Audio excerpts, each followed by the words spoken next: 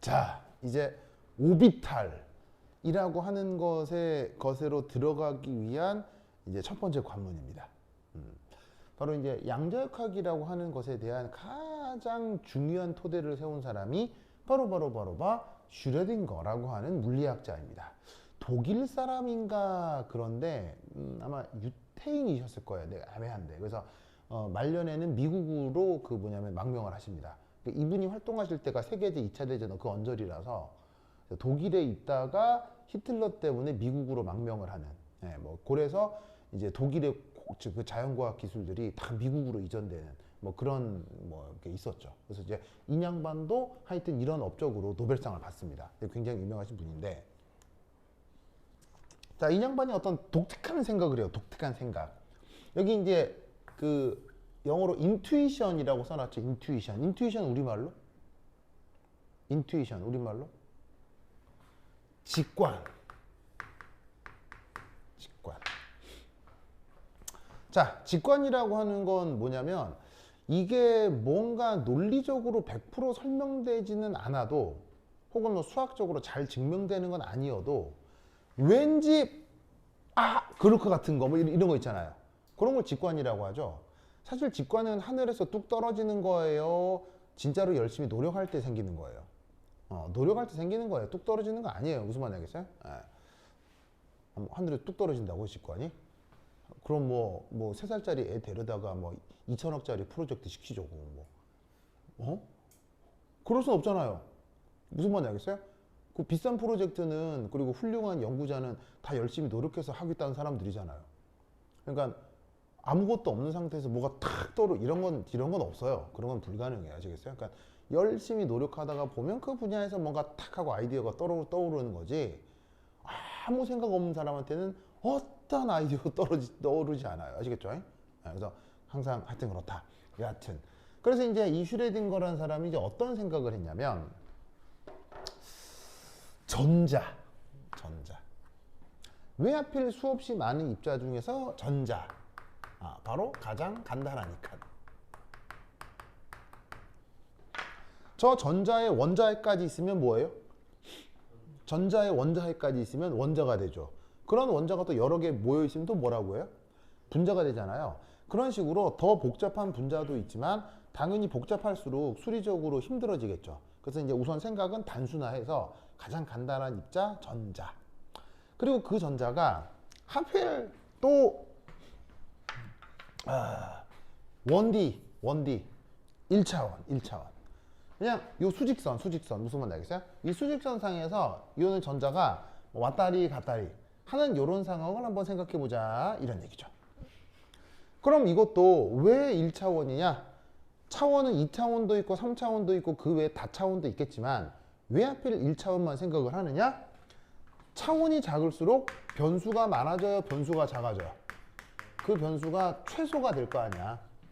함수가 있는데 변수가 많은 함수가 편해, 적은 함수가 편해. 뭐 당연한 거 아니겠어요? 그래서 가장 간단한 입자를 최소의 변수로 한번 생각해 보자 이런 얘기예요. 무슨 뜻인지 아시겠죠? 그래서 이놈의 전자가 수직선 상에서 저 멀리 그냥 왔다 갔다만 하는 어떤 상황을 생각을 해보자. 그러면 이런 전자 역시 미시적 입자이기 때문에 물질파적 관점으로 표현할 수도 있겠죠. 그럼 이때 그 녀석의 그 물질파 수식 램다는 P분의 H. 자, 이 연구 결과는 누구에 의해서? 요거는 누구 때문에? 드브로이. 그래서 드브로이에 의해서 물질파 관계식이 나왔고 그때 여기에 있는 운동량을 뭐로 바꿀 수 있어? MV로 바꿀 수 있지. M은 뭐고 V는 뭐야? M은 전자질량, V는 전자속력. 아시겠죠? 그래서 여기에 있는 M은 전자질량, 그 다음에 여기에 있는 V는 전자속력. 그래서 지금 그 물질파를 램다라고 표현을 했는데 이 물질파 저 녀석을 어떤 수식의 형태로 저 파장을 표현하고 싶다. 그러면 파장이라고 하는 것을 표현하기 제일 좋은 함수가 뭐야? 파장을 표현하기 제일 좋은 함수. 파장을 표현하기 제일 좋은 함수. 바로 삼각함수. 무슨 뜻인지 아시겠죠? 삼각함수. 엘로이 멋져요. 좋아요, 좋아요. 그렇죠. 그래서 어떻게 된다? 그 파장을 표현하기 좋은 가장 편한 함수 삼각함수. 아시겠죠? 삼각함수. 자, 근데 사실 삼각함수도 뭐 꼭 사인 함수가 뿐인가요? 사인 말고 코사인도 있나요? 사인 말고 코사인 다양하게 잡을 수 있잖아요. 근데 그 중에서 가장 간단하게 잡을 수 있는, 아시겠어요? 가장 간단한 경우를 한번 생각해 보자고. 물론 이것이 저 슈레딩거란 사람의 수리적 처리 전체가 아니에요. 실제로는 이렇게 임의로 가정하지 않고요. 완전한 기초가 되는 그 방정식으로부터 이 모든 상황을 역으로 다 증명을 해내요. 아시겠죠? 수리적으로 표현을 해요. 근데 우리는 그렇게 따라가기에는 수학적이거나 물리학적인 지식이 딸리니까 결과를 놓고 결과에 맞추어서 생각을 해보자는 거죠. 아시겠죠?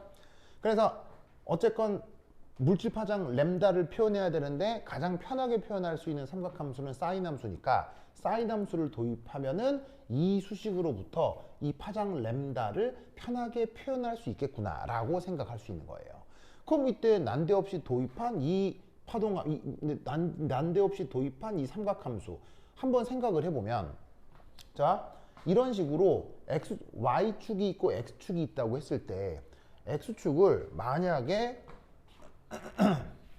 각도로 두었을 때 이런 식의 y 콜 사인 세타 이런 함수가 있다. 혹은 이 앞에 상수 a가 곱해져 있는 함수가 있다 라고 하면 이런 꼴로 표현할 수 있는 거 아시죠? 뭐 되게 어려운 거예요? 당연한 거예요? 당연한 거죠? 그래서 이 위치가 2분의 파이, 여기가 파이, 2분의 3파이, 2파이가 되면 하나의 파장이 마루 하나, 골 하나에서 온 파장 하나가 이게 딱 나타날 거다 이런 말인 거지. 뭔 말인지 아시겠죠? 알겠죠? 그렇다면 이때 이 X축을 각도가 아니라 이런 식의 위치로 잡으면 각도 2분의 파이를 어떻게 표현할 수 있을 것이냐, 각도 파이를 어떻게 표현할 수 있을 것이냐라는 거죠. 그러면 수식을 이렇게 잡아주시면 자, x 자리에다가 램다를 넣어, x 자리에다가 램다를 탁 넣으면 램다 약분되면 사인 2파이 값이 나오게 되는 거지. 그래서 이 상황을 각도로 표현한 것과 같은 것처럼 이 x축에다가 위치를 넣어서 삼각함수를 똑같이 표현할 수 있다 이런 얘기예요. 뭔 뜻인지 아시겠죠? 알겠죠? 그래서 분수를 위치 x로 잡을 때 삼각함수를 이런 꼴로 표현을 하면 우리가 기존에 알고 있는 삼각함수의 모든 성격을 다 표현할 수 있는 거예요. 아시겠죠? 그리고 뭐 사실 본래 삼각함수는 제일 크면 1, 제일 작으면 마이너스 1이잖아요.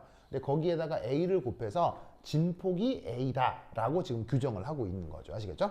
왜냐하면 진폭이 1, 2, 3 뭐가 되었어도 파장은 그냥 여기서부터 여기까지가 다 램다가 되는 거니까. 아시겠죠? 그래서 일반적으로 파장 램다만 표현할 수 있는 삼각함수를 표현하라고 하면 이런 식의 꼴의 함수를 생각할 수 있다 이런 말이에요.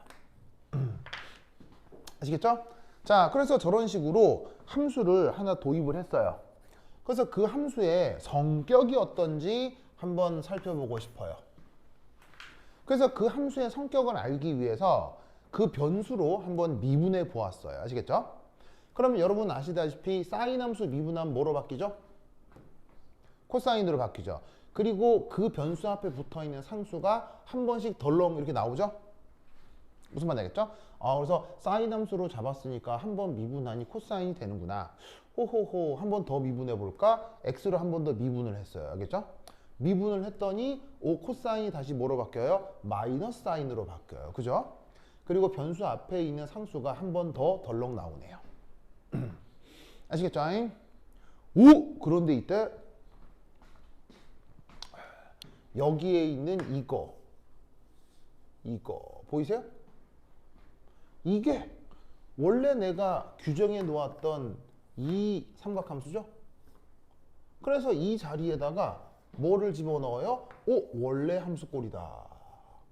라고 바꾸어 주는 거예요. 됐나요? 자, 그리고 이때 여기에 있는 요 램다라고 하는 애는 어디서 발견이 돼요? 바로 드브로이의 물질 파장 이놈이잖아요. 그럼 여기 있는 램다는 원래 드브로이 물질 파장에서 수식이 뭐가 돼? P분의 H잖아. P분의 H. 그래서 저 램다를 어떻게 바꿔? 이렇게 P분의 H로 바꾸는 거야. 됐죠? 그래서 램다를 P분의 H로 바꾼 거라고. 됐죠? 됐죠? LOE 맞아요? 그런 다음 요 2파이죠. 2파이. 2파이도 어차피 상수잖아. 그 다음에 플랑크 상수도 상수잖아. 얘도 상수고 얘도 상수잖아. 다 상수네? 그럼 2파이를 아래쪽으로 내려. 그럼 2파이를 아래쪽으로 내리면 플랑크 상수를 H 바로 바꿀 수 있지. 무슨 뜻인지 아시겠죠? 그래서 이때 두 번 미분한 것을 어떤 마이너스에 어떤 것의 제곱이 되고 다시 그 삼각함수로 돌아오게 표현할 수 있다 이런 말이죠. 그럼 이때 여기서 마이너스 플랑크 상수 제곱 있죠. 마이너스 플랑크 상수 제곱을 반대쪽으로 보내요. 그럼 이렇게 바꿀 수 있죠. 그럼 이쪽은 그냥 운동량의 제곱으로 바꿀 수 있죠. 이거를 양변에 똑같은 걸로 나누어도 등호는 성립을 할 거예요. 그럼 뭐로 나눌 것이냐? 전자 질량의 2배. 전자 질량의 2배. 로 나누어도 등호는 성립하죠. 맞나요? LOE 맞아요? 그럼 얘를 다시 어떻게 바꿀 수 있느냐? 바로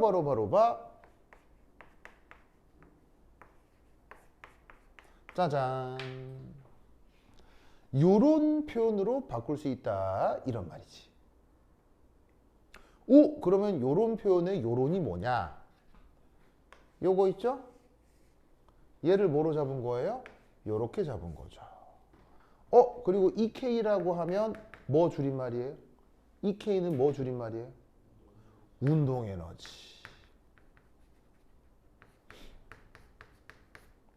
이 표현이 운동 에너지라는 거 알겠죠? 운동 에너지가 2분의 1 mv 제곱인데 2분의 1 mv 제곱을 2n분의 p 제곱으로 쓰기도 하잖아요. 무슨 말 알겠죠? 그래서 이거 운동 에너지로 바뀌었네. 뭔 말인지 알겠습니까?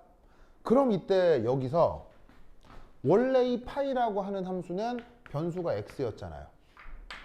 그럼 이때 놀라웠게도 여기도 파이 x가 있죠? 여기도 파이 x가 있죠. 그래서 이때 어떤 표현을 쓰냐면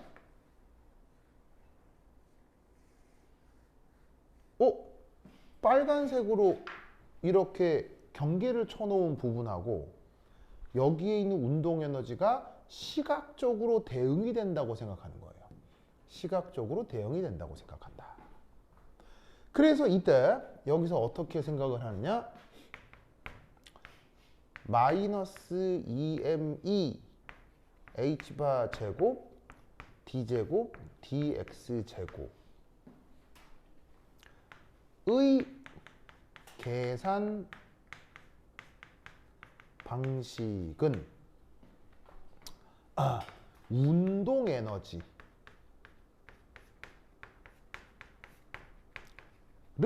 알 수 있게 해주는 거예요.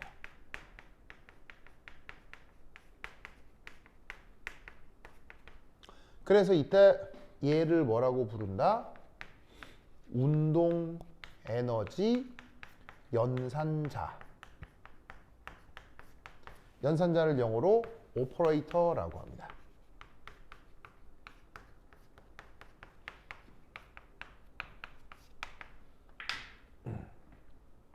그리고 이때 이와 같은 삼각함수, 이와 같은 함수 파이 x를 뭐라고 부른다? 파동함수. 영어 표현으로는 wave function이라고 하는 것입니다.